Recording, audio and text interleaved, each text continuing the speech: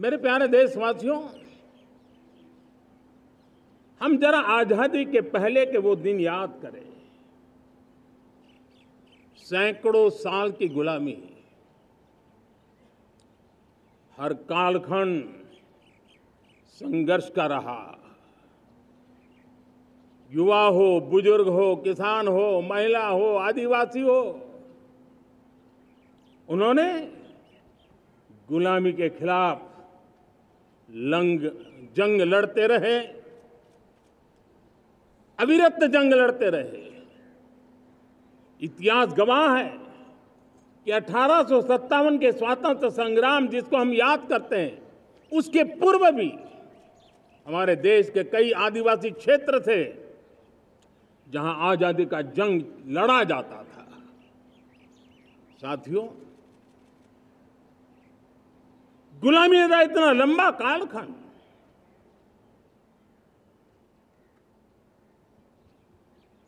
जुल्मी शासक, अपरंपार यातनाएं, सामान्य से सामान्य मानवीयों का विश्वास तोड़ने की हर तरकीब है। उसके बावजूद भी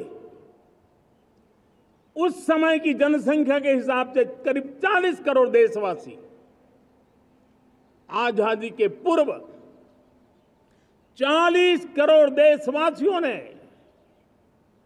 वो जज्बा दिखाया, वो सामर्थ्य दिखाया, वो एक सपना लेकर के चले, एक संकल्प लेकर के चलते रहे, जूझते रहे।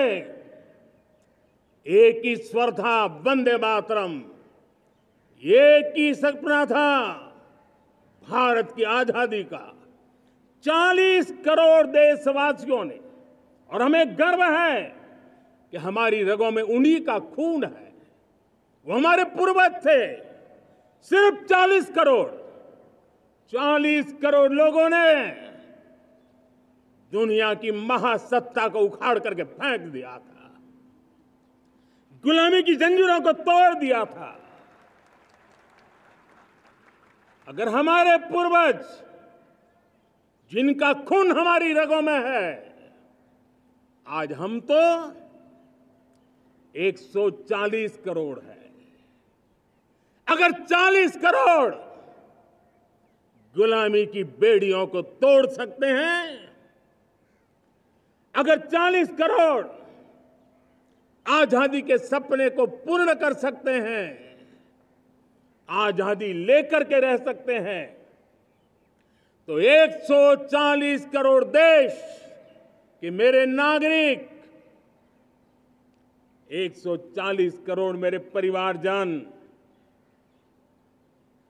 अगर संकल्प लेकर के चल पड़ते हैं, एक दिशा निर्धारित करके चल पड़ते हैं, कदम से कदम मिलाकर, कंधे से कंधा मिलाकर अगर चल पड़ते हैं, तो चुनौतियां कितनी भी क्यों ना हो, अभाव की मात्रा कितनी ही तीव्र क्यों ना हो, संसाधनों के लिए जूझने की नौबत हो तो भी हर चुनौती को पार करते हुए हम समृद्ध भारत बना सकते हैं। हम 2047 विकसित भारत का लक्ष्य प्राप्त कर सकते हैं। अगर 40 करोड़ देशवासी अपने पुरुषार्थ से, अपने समर्पण से, अपने त्याग से, अपने बलिदान से आजादी दे सकते हैं, आजाद भारत बना सकते हैं, तो 140 करोड़ देशवासी उसी भाव से समृद्ध भारत भी बना सकते हैं। साथियों, वो एक समय था जब लोग देश के लिए मरने के लिए प्रतिबद्ध थे और आजादी मिली थी। आज ये समय है देश के लिए जीने की प्रतिबद्धता का। अगर देश के लिए मरने की प्रतिबद्धता आजादी दिला सकती है, तो देश के लिए जीने की प्रतिबद्धता समृद्ध भारत भी बना सकती है।